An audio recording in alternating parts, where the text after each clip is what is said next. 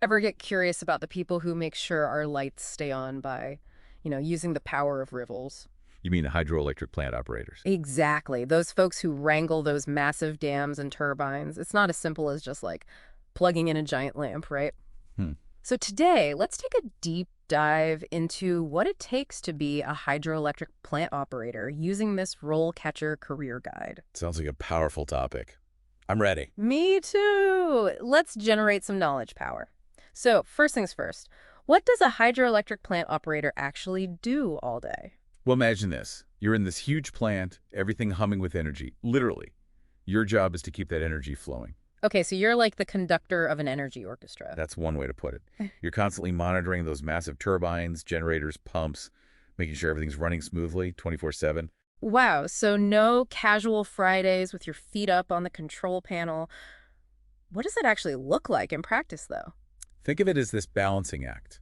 You're analyzing energy production needs, because obviously a city's energy demands change all the time, and then you're adjusting the water flow to meet those needs. So it's more than just flipping a switch. There's some serious decision-making going on. Yeah, absolutely. You're dealing with a lot of power, literally.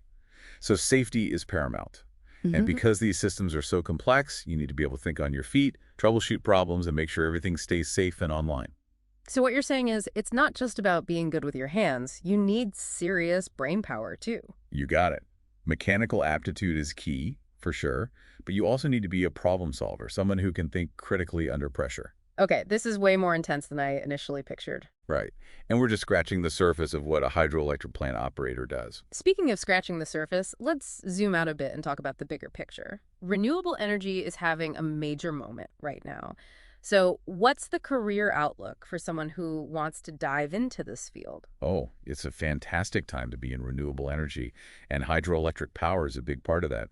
The demand for clean energy is only going up, which translates to job security, lots of opportunities, and a stable career path. So it's not just a cool job, it's a future-proof job. Exactly. Now I'm curious, the guide mentioned something about technological advancements in the field. What kind of cool tech are we talking about here?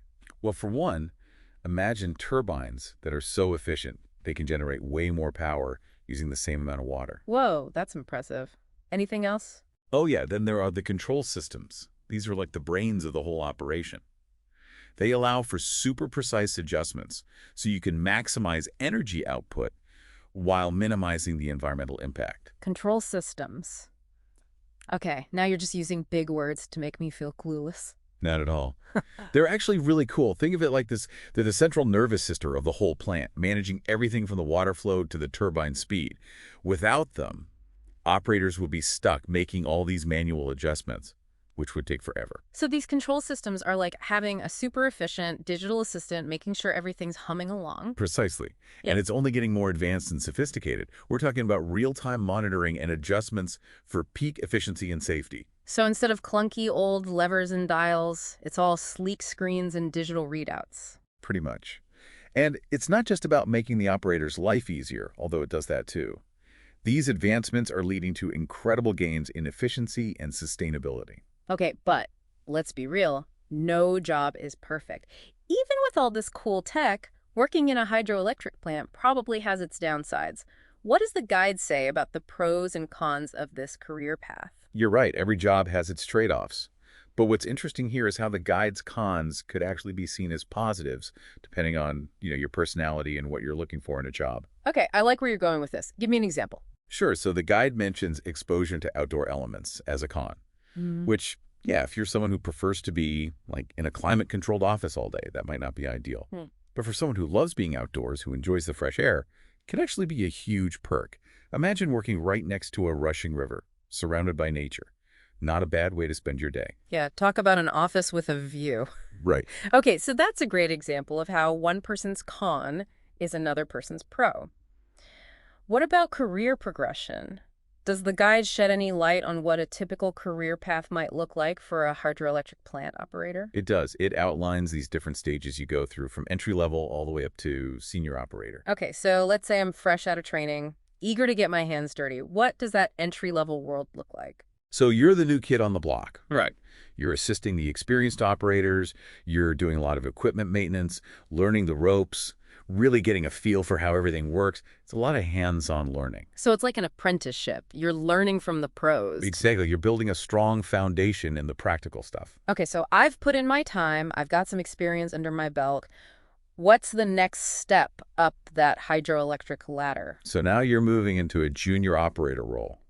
You're starting to operate and maintain equipment more independently, taking on more responsibility. So less shadowing, more doing. Exactly. And this is where it gets interesting. You start getting into data analysis. Remember those control systems and monitoring equipment? Ah, yes, the brains of the operation. Right. Now you're learning how to use the data they generate, analyzing trends, maybe even identifying potential problems before they happen. So you're leveling up from wrenches to data analysis. That's quite a jump. It is. And then, as you continue to excel, you might find yourself on the path to becoming a mid-level operator. Okay, so what does that entail? More responsibility. Definitely. Now you're overseeing the operation and maintenance of entire sections of the plant.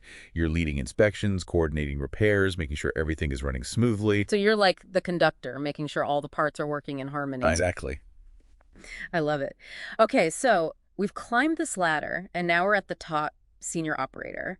What does it mean to reach this pinnacle of the hydroelectric world? Reaching the senior operator level is a big deal. You're not just responsible for the day-to-day operations anymore. You're setting the strategy, mentoring the junior operators, really shaping the future of the plant. Wow, that's a lot of responsibility. It is, but it's also incredibly rewarding. You're leading a team, making a real impact on your community's energy supply. So we've talked about the career path. Let's back up a bit. How does someone even begin to acquire the skills and knowledge needed to climb this ladder in the first place? What did our guide have to say about that? So you're basically the hydroelectric guru at that point, guiding the next generation of operators. But let's rewind a bit, because all this talk about senior operators has me wondering, how does someone even break into this field to begin with?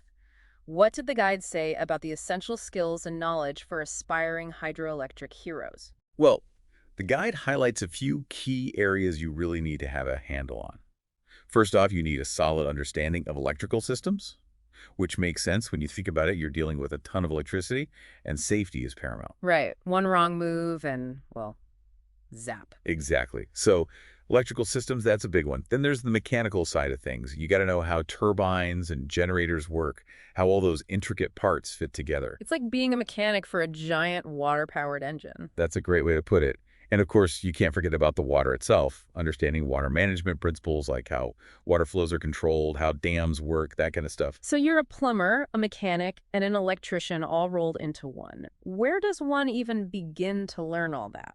The guide actually had some really good advice on that. They mentioned vocational programs as a great starting point. Also apprenticeships at hydroelectric plants. That hands-on experience is super valuable. And then there are specific certifications you can get, which can really boost your credibility. So those are some good leads for anyone listening who's thinking, hey, this sounds like the career for me. But let's say you've got the skills, you've got the knowledge, you're sitting in the interview hot seat. What are some things people should be prepared for? Yeah, the guide had some pretty intense-sounding interview questions. Right. Yeah, like what were some of the ones that stood out to you? Well, I remember one that was something like, describe a time you had to troubleshoot a major equipment failure. Ooh, that's a tough one. Right. And they're not necessarily expecting you to, recite every technical detail. What they really want to see is how you think, how you approach a problem under pressure. Do you stay calm? Do you have a process? So they're looking for those problem-solving skills we talked about earlier. Exactly. And also, don't be afraid to let your passion shine through. Interviewers love to see that you're genuinely interested in the work, in renewable energy, in making a difference. Passion is definitely a superpower. Well, we've covered a lot of ground today.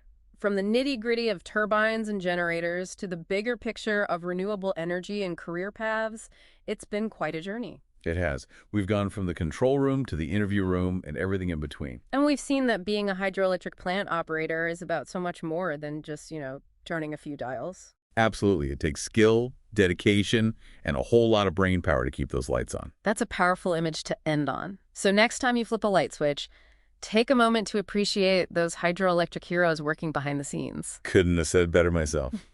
Well, on that note, thanks for joining us on this electrifying deep dive into the world of hydroelectric plant operators.